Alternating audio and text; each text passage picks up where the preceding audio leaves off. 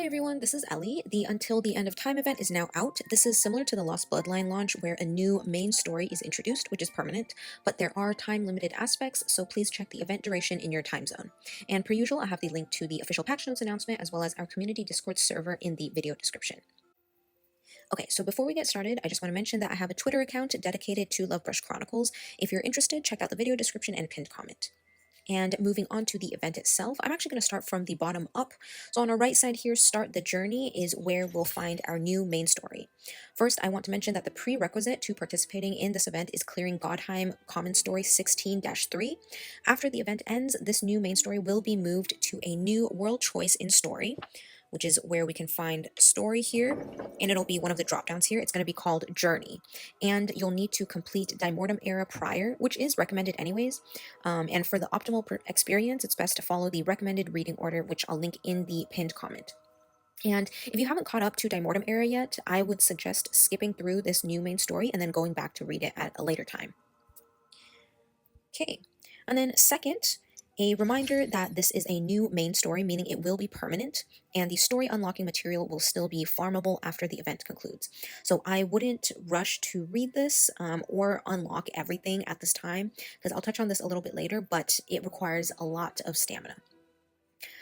So for this event, or for this new main story, each male lead has his own route, and the order in which you read these doesn't matter. The routes this time are independent.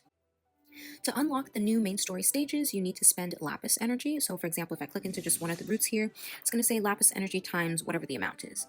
Each route requires 10,440 lapis energy, which means up to 1,200 stamina per route, according to calculations done by Urzeth from our community Discord server.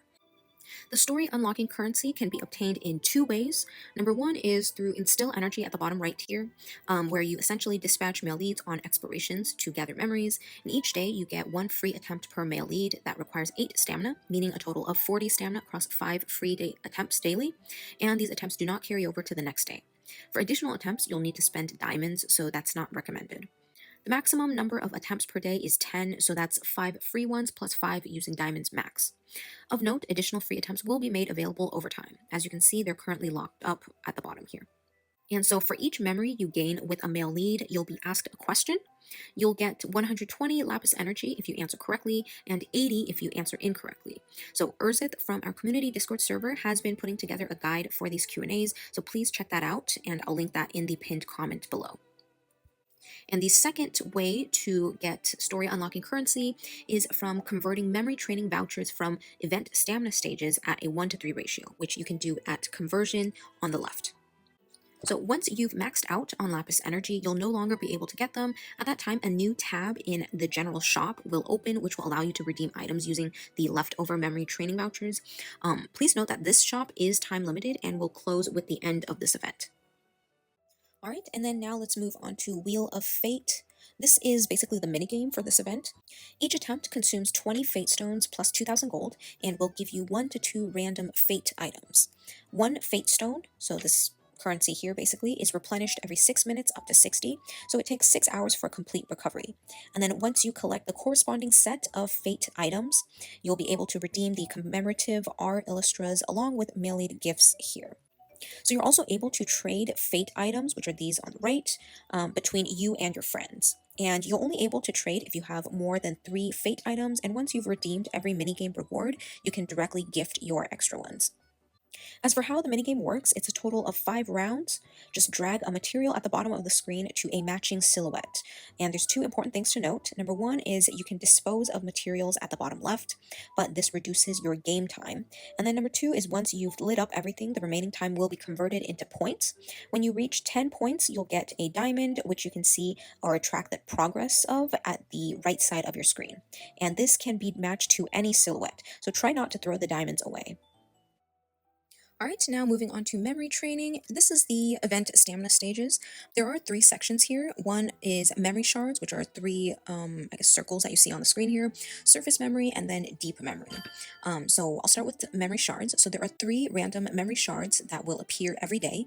Clearing these will give you large amounts of space-time shards, which you can think of as event shop currency for now. And you can only clear each of these once per day, each costing 16 stamina. Something to note is that memory shards will no longer appear after May 5th or 6th, depending on your time zone. So every day, make sure to do the 3 memory shards, whichever ones they are, that pop up on your screen here. All right, and then second, I'll talk about surface memory. And so this is basically your standard event stamina farming stages. There are 3 difficulties. If you're in the process of unlocking the story, focus on farming difficulty 2 or difficulty 1 if you can't pass 2, because difficulty 3 does not drop story unlocking currency. Okay, and then per usual, event illustras do carry drop bonuses, which you can check for up here. And as a reminder, the bonus you get from each SSR differs based on ult level, so try to borrow the highest ult level assist you can find. So surface memory, this mode will be permanently available, but will no longer drop event shop currency after the event ends. Okay, and then number 3, for deep memory down here, this is the challenge mode that will unlock later. I will likely post a video about this when it releases. In terms of daily stamina expenditure, it's recommended to complete the 5 free Q&A attempts in Start the Journey, so the ones I mentioned in the main story section, and then the 3 memory shards here, and then difficulty 2 in surface memory. After you've unlocked all story stages, then farm difficulty 3. Now if we go back to the event main screen, let's move on to World Echo. So this is actually a collection gameplay. There's actually no traditional event shop this time. Instead, we have this collection mode. There are 6 themes, which you can see listed at the bottom of the screen. Once you complete all the boards for one theme, you'll be able to move on to the next one. So for the first 5 themes, each male lead has his own board. So each theme has a total of 5, as you can see here, while the last theme here is unlimited. To play this mode, you flip the squares on each board. Each flip costs you 78 space-time shards, which are kind of the event shop currency I was talking about earlier, and it also gives you rewards, which you can check at the bottom left corner here. So these rewards include various materials, but importantly, you'll get time-limited paints, exclusive male lead voice lines, the event profile background, which isn't shown here, but it'll be available in one of the later themes, the event avatar frame, also in one of the later themes, and then the event 2-star Pictura. So of note, these male lead voice lines can only be listened to in this collection game mode and will disappear after the event ends. And to obtain all these rewards that I just mentioned, you'll need to spend a total of 7,020 space-time shards. Okay, and back to the main screen, we have Alkaid at the top left here. And this is actually a collection of a few mini games from previous events. It is time gated, so it'll unlock at a later point during this event, but just know that they're just a few mini games from previous events. Your first 3 attempts at any of these each day will give you space-time shards to use in the collection mode I just mentioned. And once this event ends, this game mode will be permanently added to our second floor, but will no longer drop the currency. And then the end of time rebate at the bottom left here is the time limited top up, which I'll talk about near the end of this video. And then the all worlds gallery will lead you to the event Gacha. So per usual, we have the rate of choice feature. I already used it, but if you wish for an SSR, it guarantees that the first event SSR you get is the one that you choose. And the specific rates are listed in the details up here. So there are some very, very, very important things that I want to mention here. Number 1, please, please, please remember to claim the 10 time-limited paints from in-game mail first. Before you pull anything, the 10 time-limited paints, which is titled Version Update Announcement. You'll also be able to get some time-limited paints through login and participation in various parts of the event itself. From what I gather from patch notes, there should be about 27 time-limited paints in total if you complete everything, plus another 15 total from sketch rewards if you go to 380 pulls. And something that I want to mention is that there is a time-limited paint that you can get from sharing the event poster, available from a pop-up that loads right when you log into the game. If you miss that, that's okay. You can also go into Wheel of Fate in the event screen and share from there. And number 2, although this is a main story update, these illustras will not be added to the permanent pool. Number 3, pity for this banner is independent of other banners. The pity for this pool only carries over to end of time reruns and not to other events. Likewise, previous banners pity does not carry over to this banner. And in addition, sketch rewards will reset every end of time rerun.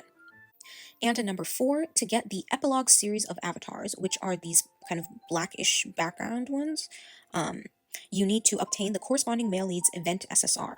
So for example, I'll get Star Court Dominator, which is Alkaid's epilogue avatar, once I pull his SSR from this event and go to Event, Distant Long Dream, and claim it here. You have to press claim or else you will not get the avatar. So this also features a rebate section where they'll return to you a certain amount of resources you used to level up your end of time SSRs. So for example, if I claim it here, go back to the avatar screen here, which you can find if you swipe right at the top, character, and now I have his avatar here. And then number 5, the first time an end of time SSR reaches ult level 3, you'll obtain an event avatar frame selector. This cannot be repeatedly obtained, meaning if you get a second end of time SSR to ult level 3, you will not receive another avatar frame selector. However, you can get more selectors from sketch rewards at 100, 200, 300, 380, and 400 pulls. And the avatar frame selector looks like this. So in addition, if a male lead's end time SSR reaches ult level 3, you'll obtain corresponding couple avatars taken from the male lead's ascended Illustra art. And both the ult 3 avatar frame selector and couple avatars are permanent features, so you don't have to worry about needing to grab them during this event. However, about the sketch rewards here, you do have to claim the sketch rewards in order to obtain the avatar frame selectors. And then number 6, they've finally, much to a lot of people's delight, they have added poll history at the bottom left corner. History. The polls you've done in the past won't show up here, so it's just anything current and in the future will show up here, and you can sort by basically by Illustra pool type here. Alright, and since this video is already pretty long and there's more stuff to cover, I won't be reviewing the Illustras here since the guides are already up on my Notion site. Instead, I'm just going to jump to the poll recommendation. And before I move on to the summary, I just want to remind everyone watching about the exclusive avatar you get with obtaining the male leads cards. So that may be something to consider for who you want to pull for. Alright, and then actually moving on to the cards themselves, this banner actually has quite a few solid or strong cards. If you're lacking AoE damage dealers, Kales is a strong choice. It provides good damage output and multiple types of utility that can counter annoying enemies. So in that sense, you can ult 6 it for damage, or you can leave it at ult 1 for utility, just depending on your account needs. If you're looking to build a freeze team, Clearances is a good damage dealing option, while Alkaids is a good utility and charging option. Although in my opinion, Alkaid is a more long-term pick, since damage dealers get power crept more easily than supports, but that's just my opinion here. Keep in mind that Clearances Illustra is reliant on ult levels for reliable incapacitate, so it requires a high investment. And once again, check out my Illustra guides on my Notion site. Now moving on to the Pictura for this time. The 3-star Pictura is increase initial ult charge plus increase attack, and the set's resonance effect is increase effect hit rate, which is effect accuracy, or I don't know why they changed the wording on the description now, I don't know, but yeah. I have a detailed Pictura set review on my Notion event page, so I'm not going to go into detail here, but I'd recommend trying to get at least one set, more if you have or will have multiple probability dependent Illustras. And of note, you'll actually get one copy of this 3-star Pictura from Sketch Rewards at 150 pulls, right here. Alright, and then moving on to the next section of this video, there are other important events occurring at this time. Number 1, I do want to talk about the time-limited top-up, which you can find in Event Center, and then end-of-time rebate. So there are various rewards, but I do want to point out that at 3,280 top-up points, you will obtain the Alkaid SSR tempered as before, and then additional copies at 4,880, 5,880, 6,880, and then up to 8,880. This card is actually Alkaid's strongest AoE damage dealer currently released on the global server, and I want to mention that it's generally more worth it to grab the additional copies from top-up rather than enlightenments. My Illustra guide for this is already up on my Notion site, so please check that out. However, I do want to emphasize that this is a time-limited top-up event. Please spend responsibly. Alright, and then the second important event I want to mention is the outfits. So you can find these in, well, first of all, 2 sections, but first, end-of-time outfits in the event center here.